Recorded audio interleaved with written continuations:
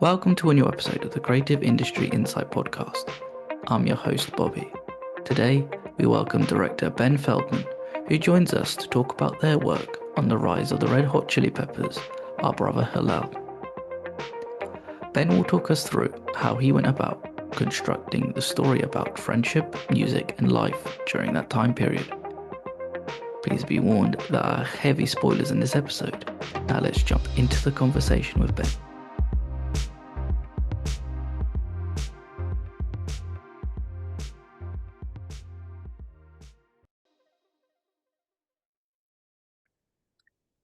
Hi, Ben. Thank you for joining me today. Yeah, it's a pleasure. Thanks for having me on. We're here to talk about the rise of the Red Hot Chili Peppers, our brother Hillel, which has come out recently on Netflix. It had its screening at South by Southwest. I also read that there was a screening at Cannes last year, but I'm not sure. But I don't know if that's just internet chatter. But how have you found the reception to the documentary? It's been incredible. It's really been quite overwhelming just to read people's comments online on Reddit and Letterboxd. And there's kind of two different camps. Obviously the band has a massive and devoted fan base. They're like a brand unto themselves. So to read all of the comments from those folks who are the experts on the band, and a lot of them know most of this history, and read them really approving of it and some stuff they didn't know about, and then just the general public, who most people don't know that much about them, definitely don't know the early stuff, and people just really seem to be moved by the story and are connecting to this story. And it's just been really amazing as a filmmaker. You put something out there, you never know if people are going to watch it, if people are going to connect to it. And with this project, it really seems like people are doing both. So it's been wonderful. I guess was one of those things where, as you said, you put something out there, you don't know what's going to happen. But at the same time, when it's based on a band that's so well loved, it's how do you? There's people out there who will know the story, people who won't know the story, so they'll probably come up, maybe nitpick, maybe pick something, be like, is that correct? Is that not true? But I guess if it comes from the horse's mouth itself, then it's true in a way. But then also you get a whole different perspective regarding it as well. Yeah, I mean, there are a couple things in there that had already been debated, like when the exact date of that first show was and who exactly came up with the name. So those debates get stirred up again. But yeah, again, Anthony and Flea in particular narrate so much of this story that it's their story that they're telling. So it'd be kind of hard to argue. Yeah, of course. And but then memory is a funny thing. How some, because so much happens in that time period from when they probably were formed to now.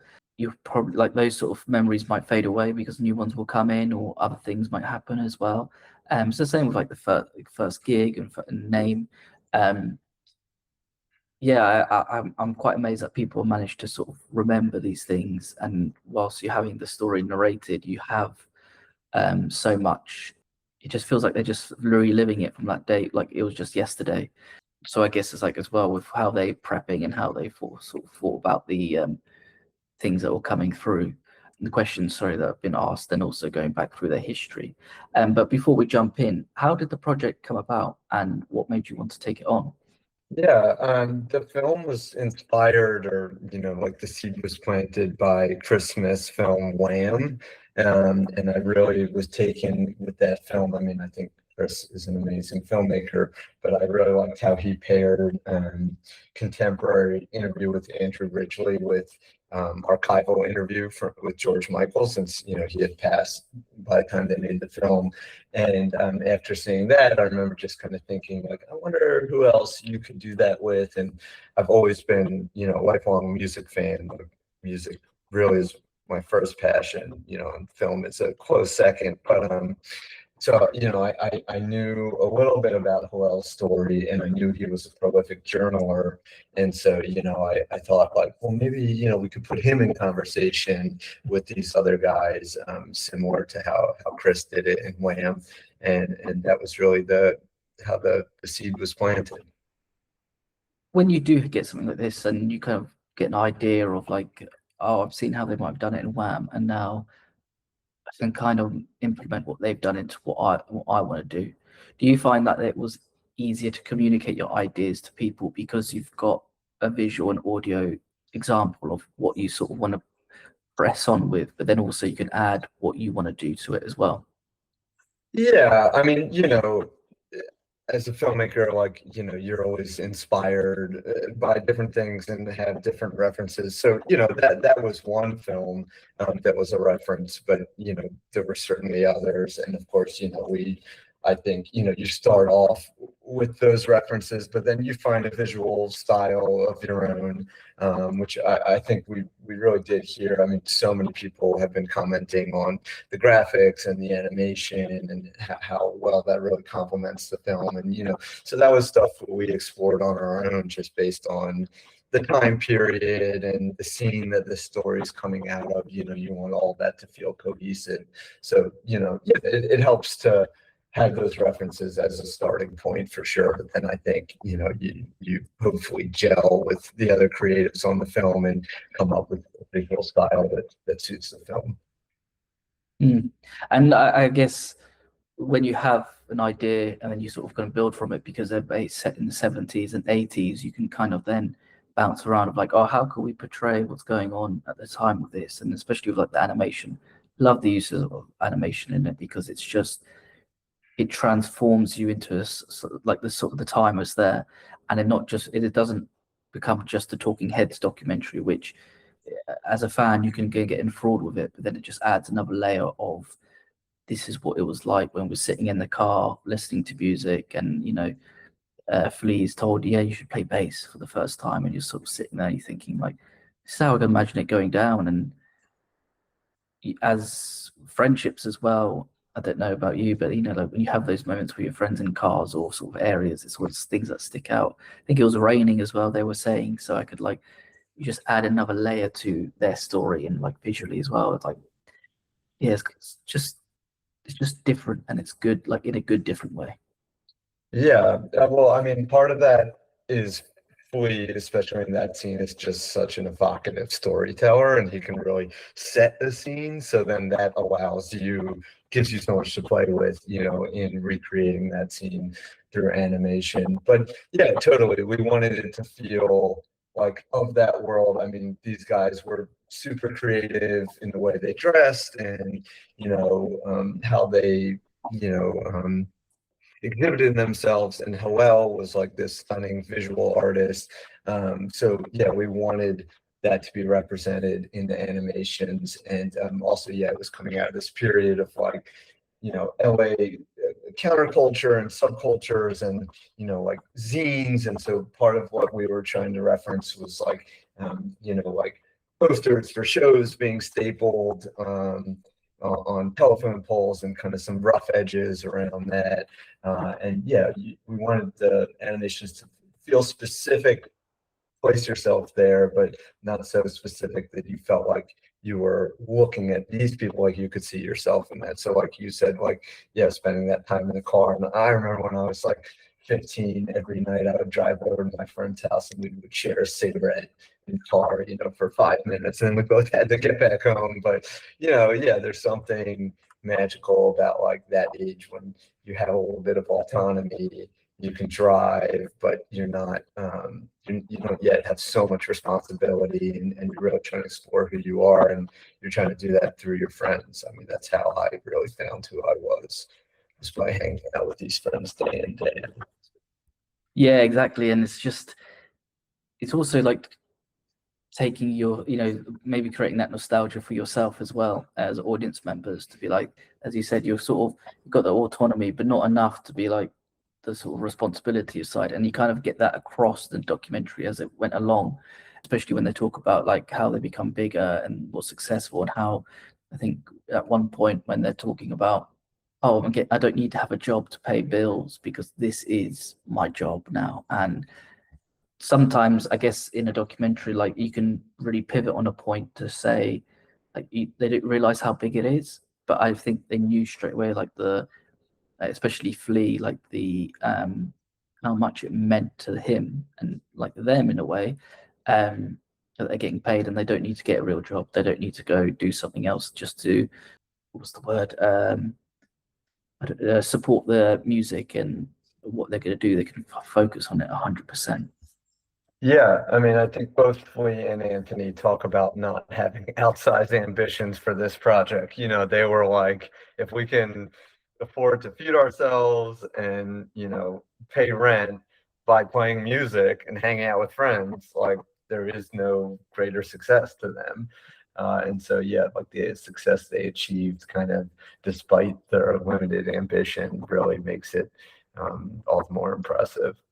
Yeah, and I want, this is one thing I'd always sort of curious about with like the musicians, because I think when we see like one of the Beatles documentaries, Get Back, where they're recording, I don't know what album it is now from the top of my head, and you see them sort of playing, and they're, as an audience member, you're kind of cheating because you already know what the song is, but they're there on the cusp of it, being like da da da da. Da. They got like the melody, but they don't know what the lyrics are going to be.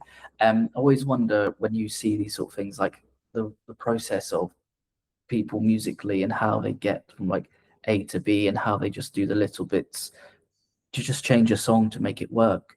And I think you kind of see that a little bit with the jamming sessions with Clinton, which is incredible to see them just sort of jam out and see their energy at such a young sort of raw age, but then also how George is able to sort of like hone it for them to make their music.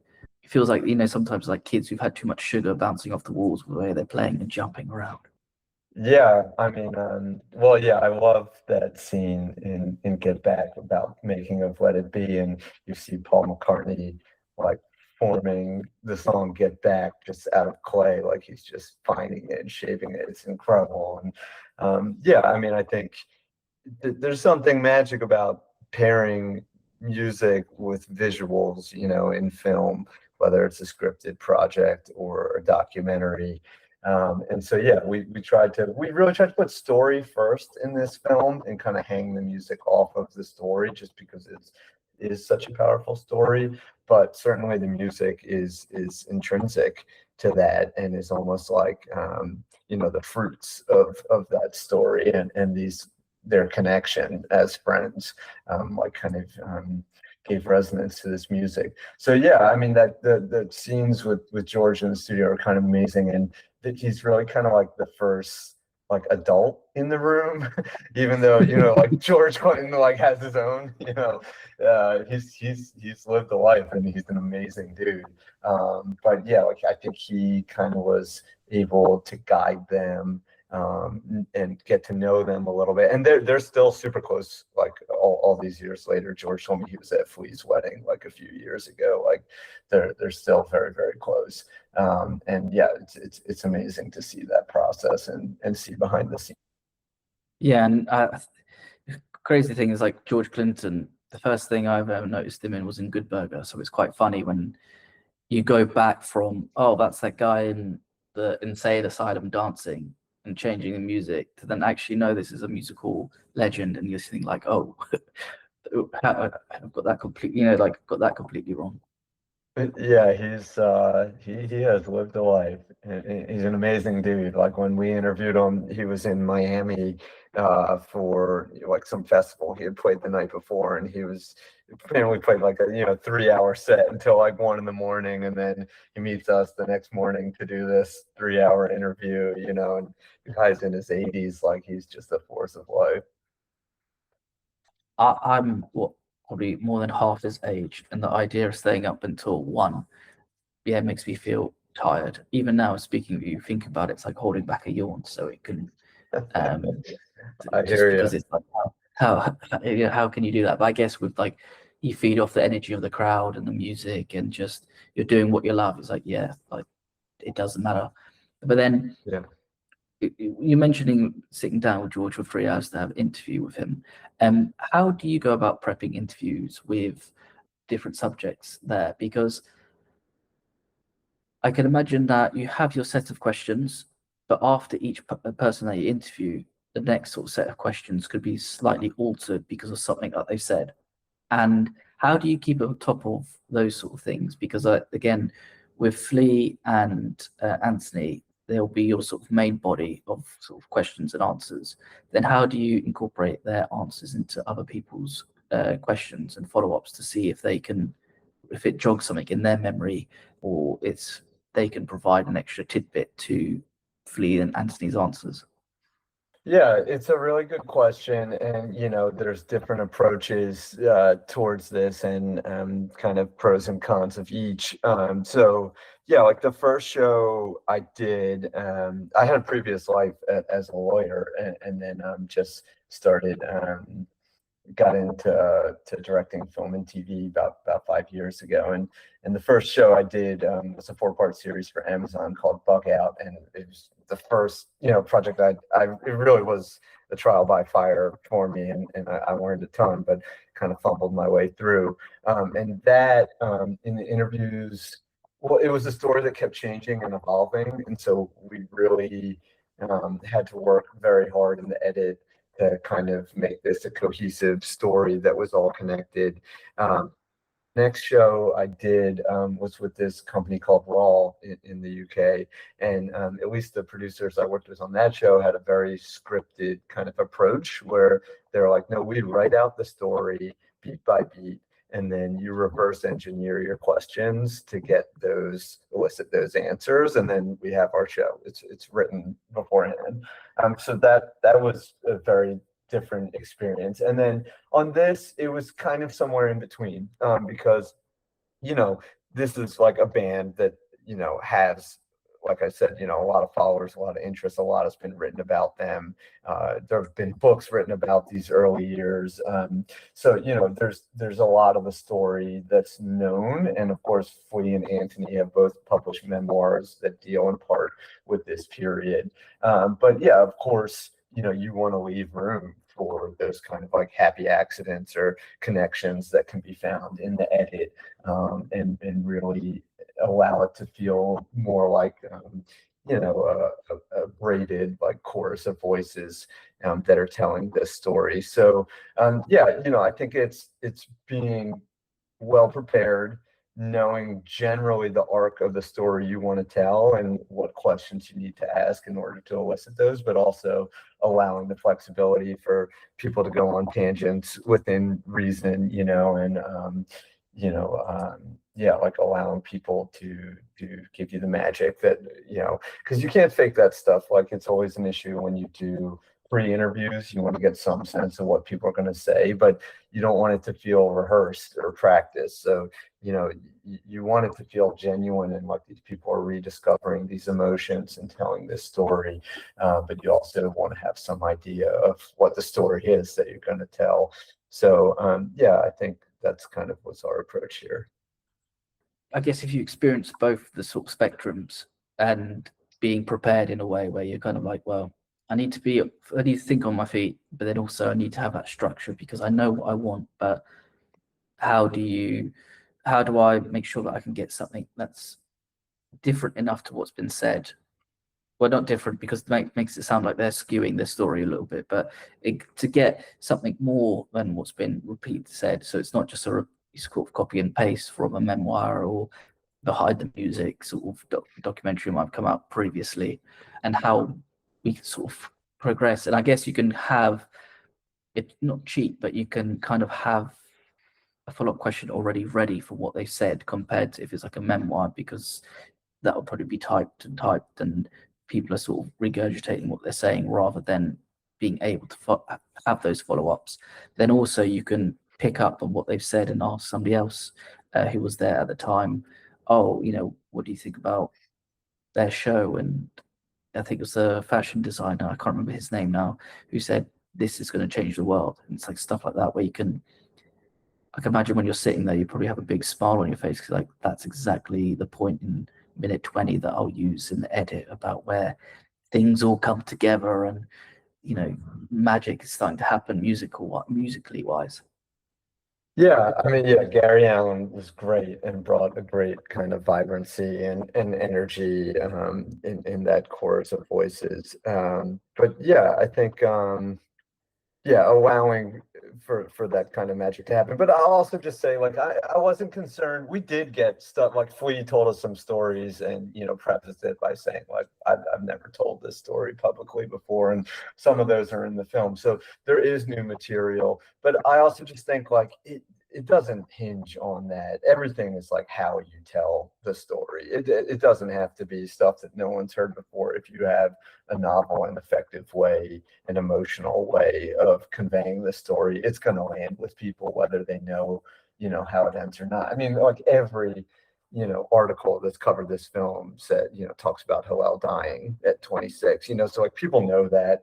A lot of people going in to watch this, but I think still people are affected when we get to his death, and these other guys, their reaction to his death. And I always think an effective one sign of a really well-made documentary is if afterwards you feel like, oh, that's the only way to tell that story. Like that's how you tell, because that is never the case. Of course it's not. Like literally 10,000 decisions went into order and structure, and who gives you what information, and when you're divulging that information, and when so if it just feels like it flows naturally and that's the only way to tell it, that means you did a good job structuring it, because of course it's not the only way to tell it. I'm curious as well, just because as a director, this is something that if somebody doesn't know that Hillel dies, but other people do, how do you think about in edits how you're sort of going to get to that point in the story?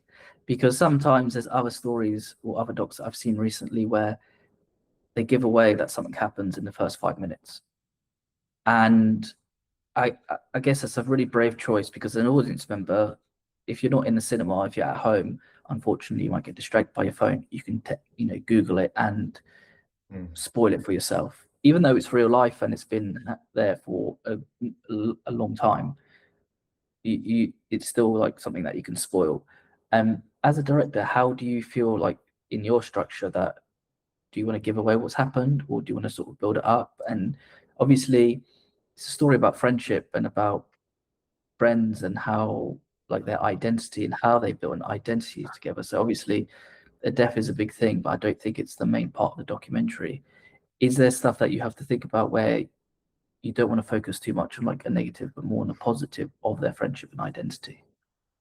Yeah, I mean, we definitely did. We didn't want to make some dark kind of harrowing death tale, like his death was incredibly tragic.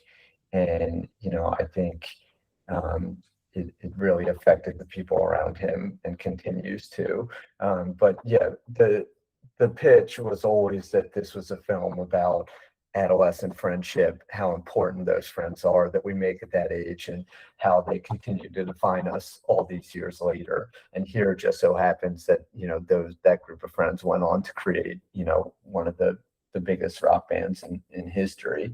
But we didn't like try and map out like when Hillel was going to die. We really kind of just like let our instincts, kind of like help us shape that. So as it is, I think he actually dies like around the hour mark, or like a little bit to after that. So there's still actually like quite a bit of story after his death. But in part, like I knew people could Google this and find out he died as it happens. Like a lot of the articles and stuff covering it talk about his death. But I that didn't much, because it wasn't so much that we were trying to like shock people that he died. It was much more like getting to witness the impact that death had on people, and how it continues to like shape these people and the music they made. And like one of the most gratifying things I've heard from people is that like, wow, this gives me like just a deeper and richer appreciation for this band's music, like knowing kind of the story and what's behind some of these lyrics and some of these feelings, like now just really enriches my appreciation of their music. So that was the goal, more than like like surprising people that this tragic thing had come to pass. And we do see it in the documentary, and I think you see that it's just like such a tight knit group of friends, and how they are with one another. But then also, I think I feel like they're so in a way where they could be quite disrespectful in terms of like when they're jumping between bands and how they're doing the music and whatnot. I can imagine there could be like quite a lot of bitterness between different bands. It's like, oh, well, Hillel's choosing you, but not us. What do we do? Or when Flea leaves the band as well to go to someone else, that obviously caused something that created a bit of friction there as well, because you feel like you're betrayed, but at the same time, it's like just opportunities that come up. I think what I also love about the documentary and what you've done with it is when you had just the way that it's been the structure of it, that when they're talking about different things and when you're cutting between different interviewees and just how it flows between everybody, it doesn't feel like, as you said, like with Flea, he sets the scene, but then I think others as well give such a good insight of what's going on and how what the story is like and what they're going through as well. As someone who interviews them, how do you go about extracting these memories from people? And do you prep them beforehand? Just because it's such a long time ago that their memories might be slightly off, or they might even not even remember what had happened at certain points, just because so much has happened in their life. And how do you make them feel comfortable being in front of the camera as well? I really kind of let each person kind of lead with that. So, they know the interview is coming up, and I think a lot of people think about it, think about what they want to say, probably, like jog their memories. If people want to see the questions in advance, I'm happy to share them. I don't think anyone asked to see them in this instance, but I think people had a pretty good idea of what they wanted to say. And I think Hillel was such a large presence in these people's lives, even though he was only in their lives for a short period, that I don't think it was too hard for all these people to kind of reach back for those memories. And then, yeah, obviously, you're just trying to create a space where they feel comfortable talking to you and being evocative and emotional if that's where they want to go. And so for that, really, like, there's no secret. It's just really being an active listener. Like, people want to be heard. People want to connect with other people, and so it's hard work. Like, after one of these interviews, like, I am wrecked. Like, I'm tired, but it's because, like, I am really just focused on, like, listening to that person, like their body language and what's coming out of their mouths, and like, really showing them, like, I'm listening to you right now. I'm not doing anything else.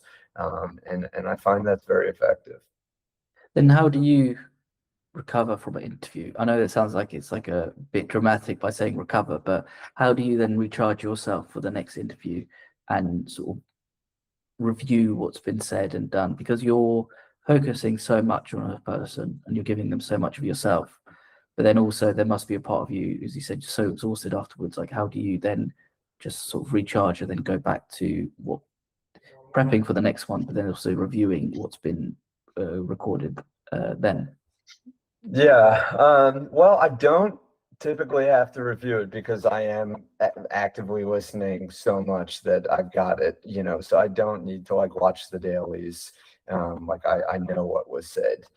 And yeah, I mean, I don't think I do too much. Like, we schedule these in blocks of production, and it's intense going through those 3 or 4 days, whatever blocks, and then you try and recharge afterwards. But it's also exhilarating. Like, Flea was the first interview we shot on this project, and after his interview, it was like, wow, like, we've really got something here. And then Anthony was the next day, and Anthony was great too. So, we got those two in the can, and it was just, yeah, incredibly exhilarating to be like, wow, these guys really opened and really shared so generously with us.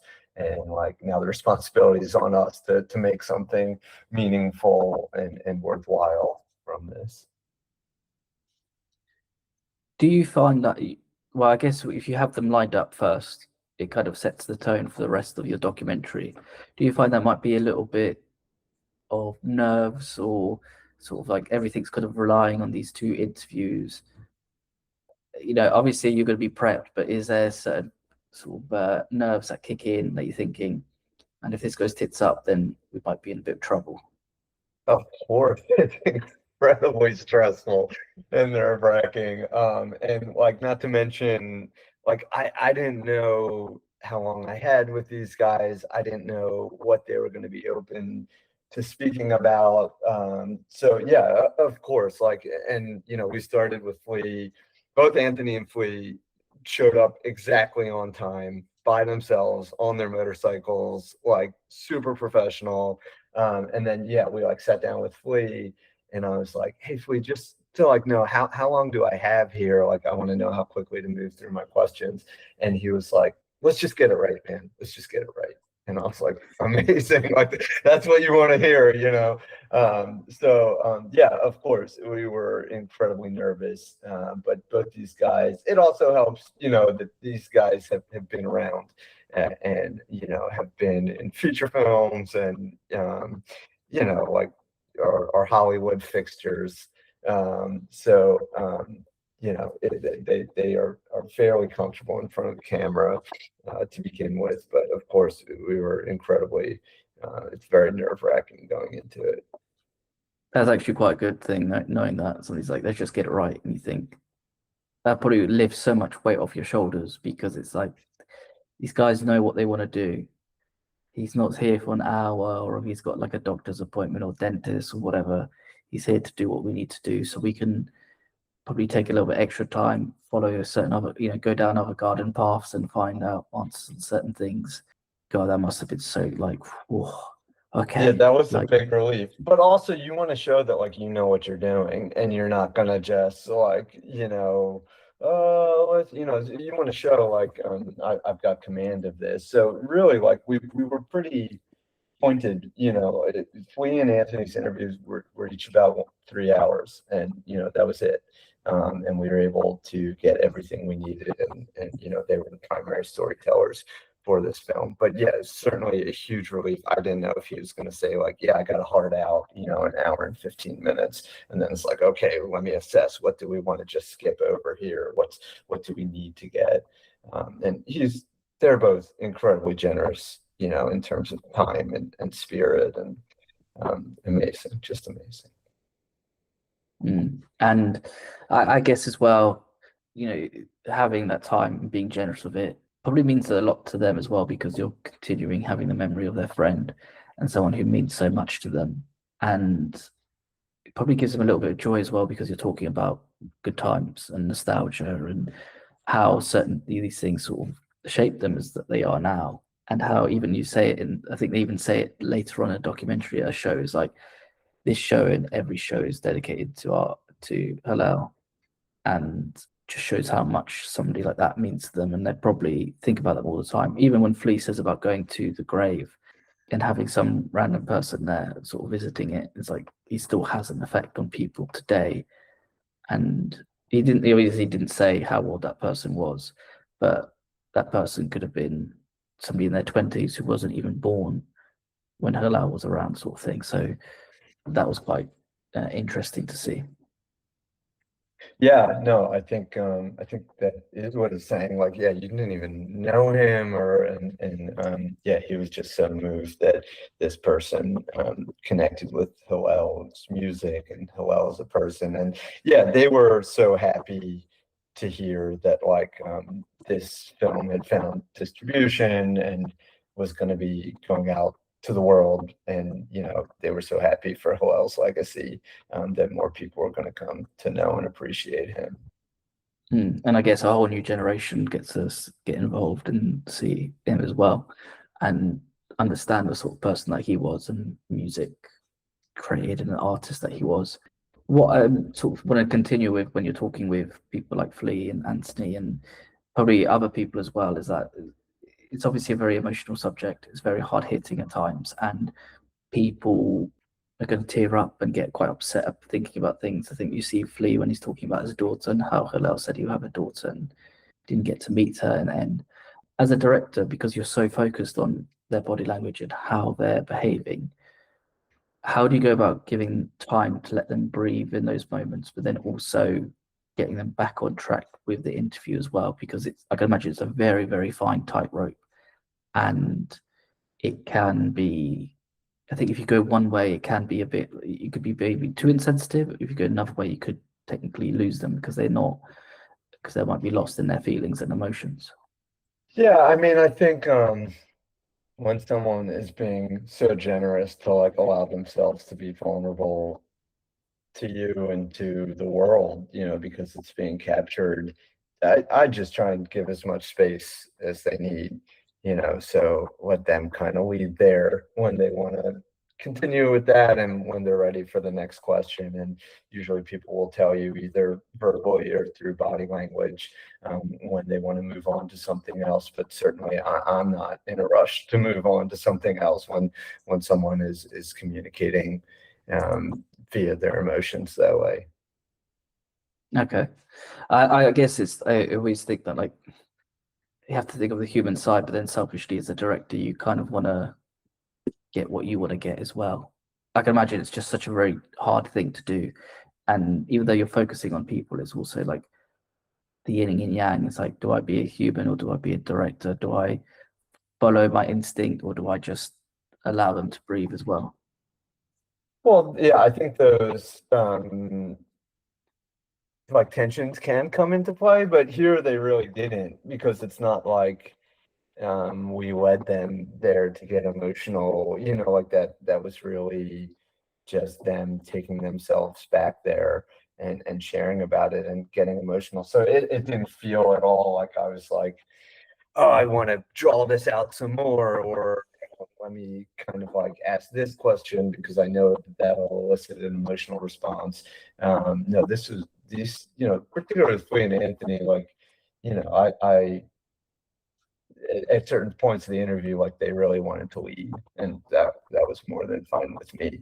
It's their story, and yeah, so that there didn't feel like any tension between what I was trying to get and what they were trying to give.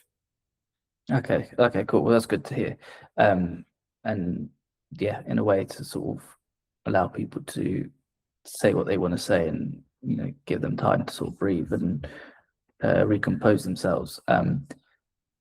You mentioned something earlier, and it's probably going to be a boring question, but this is something that's piqued my interest about being a lawyer. And now, when you're working on documentaries, I can imagine that there's some law stuff associated with what's going on. And because you have that experience and you're going in as a director, do you feel like you might have a slight advantage that you can kind of push the boundaries of what you're trying to tell as a story because you have that background? So you can kind of be like, actually, as an expert, in my expertise, we can do this.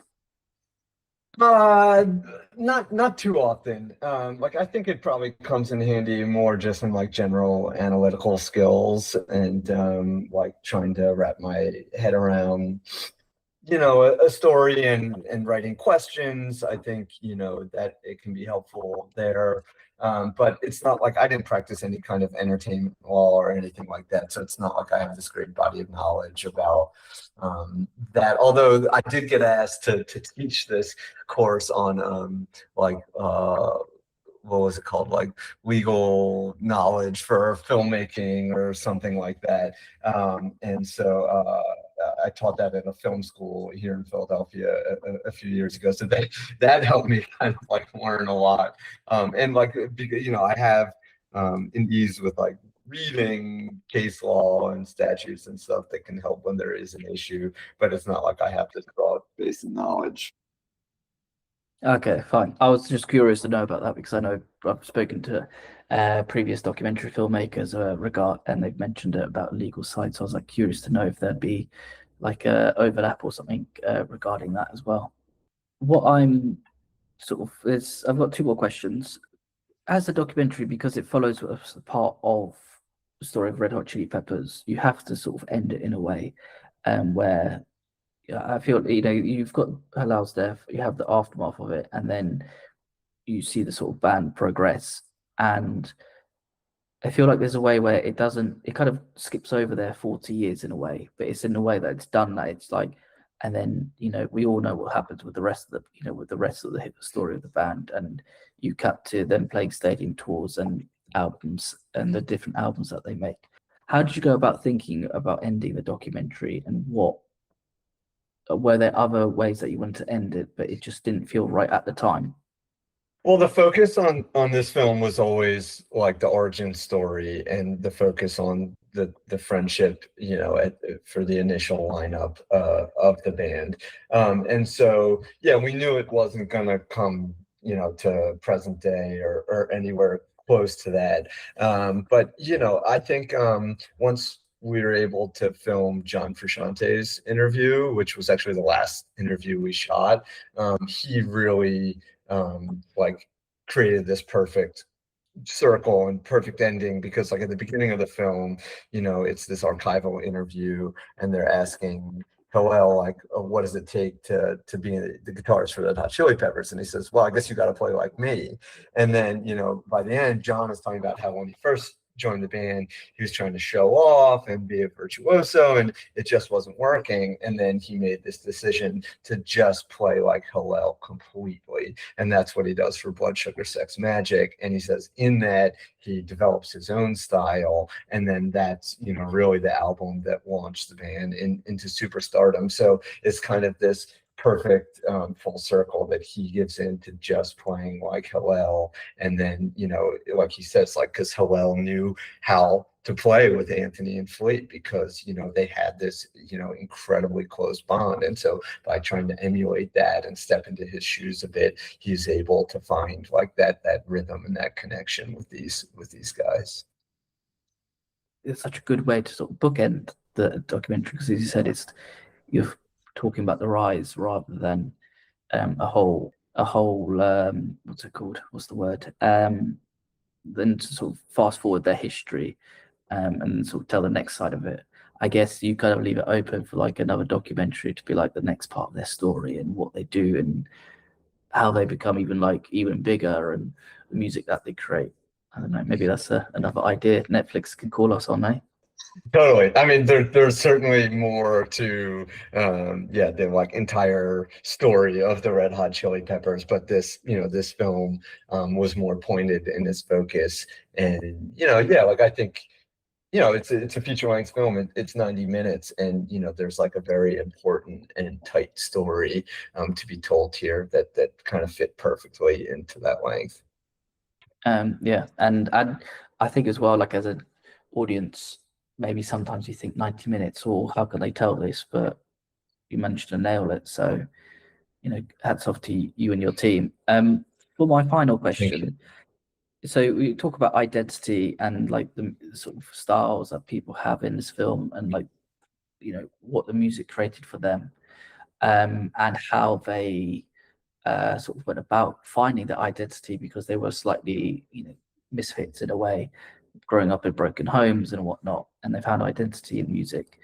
As a director, how do you present your identity in the films that you make, and how do you want it to come across, and how does it change when you work from project to project? Yeah, well, primarily like I'm always just looking for stories that like really interest me, and I figure like I'm a pretty average dude, and so if I find it to be like a really captivating and amazing story, then probably other people will too.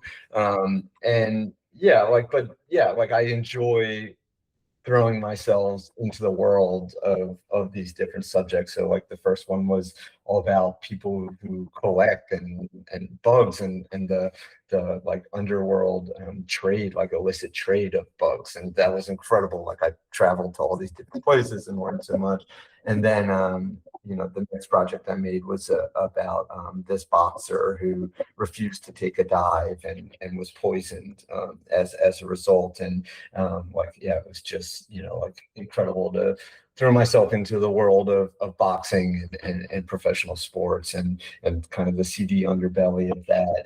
And then this one was even easier because I've loved this band for a a long time and have listened to their music for a long time. And so, yeah, it's like a real pleasure to get to become an expert for a couple of years while you're working on these different projects. And, invariably part of yourself gets put into these projects as well, and part of your story and your interests and your fears and your desires. And like, this was a personal story for me too, because I lost like my best friend 5 years ago to an overdose.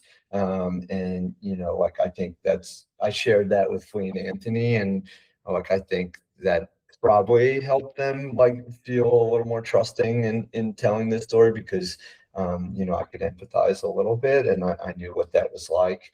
And so, yeah, certainly. And I've heard from other people too, who have, unfortunately, like so many people have been touched by addiction and have lost people to addiction, and other people saying like, man, like I found out the same way. Like I remember that phone call, or like, 30 missed calls. And so, like you end up putting part of your own story into a film project. I think it's impossible not to.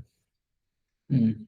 And I guess as well, like when something like that is so close and hard hitting to home, there must be a part of you where you're sitting there and thinking like, this is kind of something similar that's happened to me, but 30 years later, and something that still affects. And I can imagine as well, when you're editing and thinking about these things, that you have your friend in the back of your mind as well, and it's like kind of doing it for them as well. Yeah, totally. I mean, try and find some catharsis, and also just then like hopefully make it feel true, because like it rings true for you. You've been there, so it presumably will ring true for other people too. And but you want it to feel authentic, and I think that's what moves people, and that's what makes people respond to a film. Mm. And I think on that note, it's a good way to end the episode. Ben, thank you so much for your time today. Thank you. Thank you. This was a pleasure and a great conversation, and look forward to hearing it. Thank you. The Rise of the Red Hot Chili Peppers, Our Brother Hillel, is streaming now on Netflix. Go out and watch Ben and his team's amazing work. Thank you again, Ben. All right. Thank you, Robert. Take care and bye-bye. All right. Talk to you later. Bye.